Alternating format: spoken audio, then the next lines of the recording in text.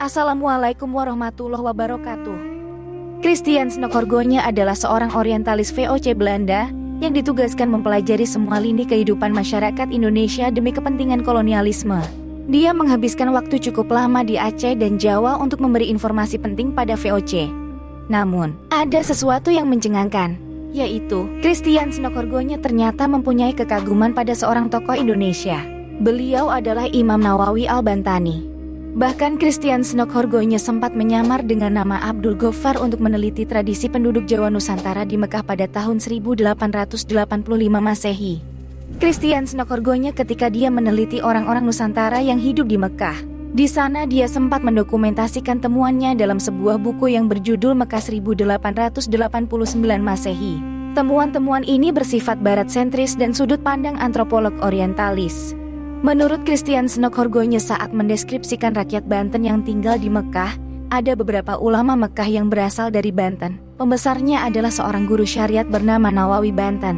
Ayahnya seorang imam masjid di kampung halamannya, Desa Tanara. Dialah guru pertama Nawawi Banten dengan dua adik kandungnya, Tamim dan Ahmad. Lantas ketiga bersaudara itu dikirim oleh ayahnya ke Banten untuk melanjutkan studinya ke seorang ulama masyhur, Haji Sahal. Kemudian berlanjut ke Purwakarta untuk belajar pada Raden Haji Yusuf yang di masa itu menjadi tempat berteduh santri dari penjuru Jawa bagian barat.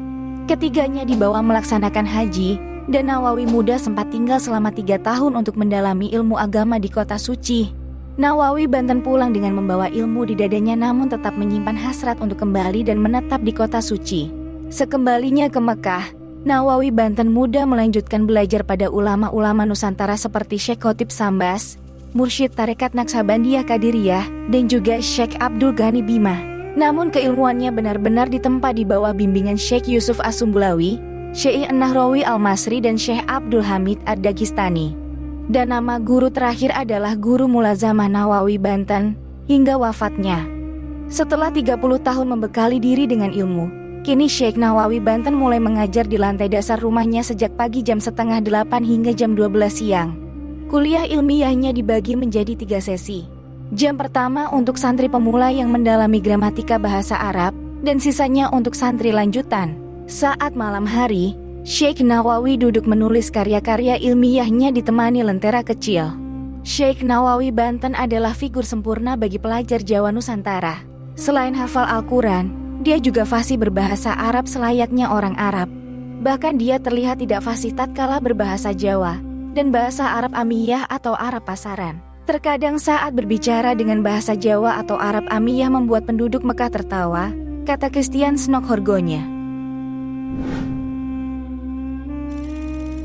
Kekurangan Syekh Nawawi Banten hanya satu, dia tidak peduli dengan penampilan, meski memang terlihat menjaga kebersihan baju dan surbannya.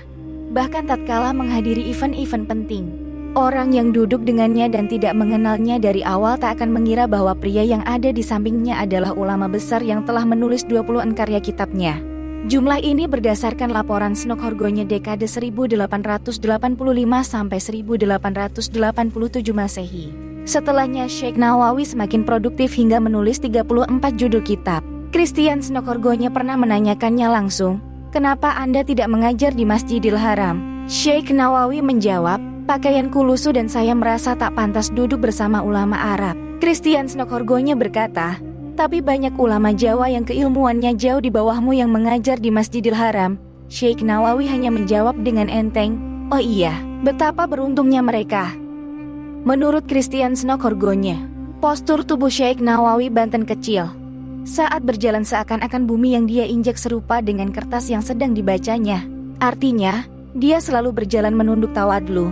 Dia memang sering berujar di majlisnya, "Saya tak ada harganya dibandingkan dengan debu yang menempel di kaki pencari ilmu." Kerendahan hati Syekh Nawawi tak lantas menyurutkan niat masyarakat Nusantara untuk mengirim surat dan meminta fatwa. Mereka juga berebutan mencium tangan beliau dalam banyak kesempatan. Syekh Nawawi bukan tipikal ulama kiai berpengaruh secara sosial dan politik. Selain aspek keilmuan dan akhlaknya, ini yang mengundang santri-santri dari Sunda, Jawa dan Melayu duduk khidmat mendengarkan ceramah-ceramahnya. Dalam pergaulan sosial, Syekh Nawawi terlihat irit bicara.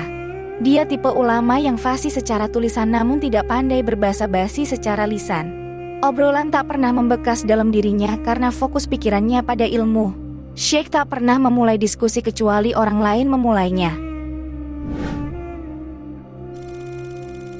Meski demikian, perlawanan rakyat Aceh di tahun 1873 sampai 1913 Masehi, dalam pandangan Snow diilhami oleh Nawawi Banten. Dia menolak sistem pemerintahan kafir Belanda. Dia juga sering menyinggung di majelisnya tentang pentingnya menghidupkan kembali Kesultanan Banten. Sheikh dianggap salah seorang ulama yang menjadi biang kerok perlawanan rakyat Aceh pada kolonial Belanda. Minatnya memang minim terhadap isu politik. Fokus Sheikh Nawawi Al-Bantani adalah keilmuan. Dia mencetak karya-karyanya di percetakan Mesir baru-baru ini. Kata Christian Snokhorgonya, dia mencetak tafsir Al-Qurannya Marah Labid di percetakan modern Mekah. Selebihnya dia terbitkan di Kairo, Mesir kitab Syarah Ajumiyah, kitab Lubab Al-Bayan, kitab Diroyat Al-Yakin, kitab Syarah Sanusiyah, kitab Fatu Al-Mujib ala Ad-Dur Al-Farid karya gurunya, kitab An-Nahrawi, 2 kitab komentarnya atas Maulid Al-Barzanji, kitab Syarah Asma Al-Husna, 2 kitab Fikih Taushi, Syarah Manasik Al-Hajj karya Asyarbini, kitab komentar atas 2 risalah ulama Hadromaut Bahjah Al-Wasail Syarah Risalah Jami'ah, kitab Sulam Al-Munajat. Dalam tasawuf, Nawawi Banten mengikuti manhaj Imam Al-Ghazali. Ini dibuktikan dengan menulis 2 kitab. Komentar atas Bidayah Al-Hidayah Al-Ghazali 1881 Masehi, dan komentar atas Nazam Kifayah Al-Atqiyah karya Al-Malibari dengan tajuk Salalim Al-Fudhala 1884 Masehi. Begitu pula mayoritas ulama masa itu mengikuti manhaj Al-Ghazali. Dalam majelisnya dia membaca kitab-kitab tasawuf akhlaki. Tak pernah menganjurkan murid-muridnya untuk bergabung dengan tarekat sufi, namun juga tak pernah melarangnya. Adik seayahnya, Al-Marzuki, penganut tarekat Naksabandiyah Qadiriyah. Dalam banyak kesempatan obrolan kami, kata Snokhorgonya, terlihat Nawawi Banten memaklumi tradisi masyarakat Nusantara yang sangat menggandrungi tasawuf.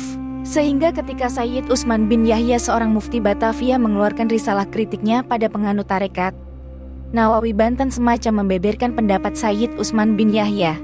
Meski telah membaca risalah yang dikirim oleh Sayyid, Sheikh Nawawi tetap menolak berkomentar pedas seperti Sayyid. Sheikh Nawawi Banten lebih menyukai tasawuf moderat ala Al-Ghazali.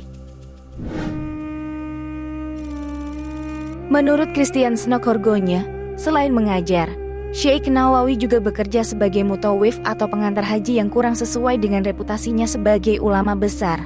Bagaimanapun, seorang intelektual seperti Sheikh Nawawi biasanya memang tidak pandai mencari uang. Meski sering mendapat hadiah dan oleh-oleh dari murid dan pengagumnya, Nawawi Banten memilih hidup sederhana. Kelebihan harta sering disedekahkan, utamanya pada santri.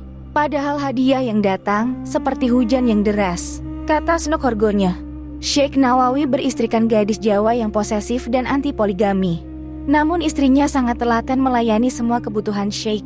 Saat ada tamu datang, sang istri menyiapkan semua jamuan selayaknya para istri di Jawa.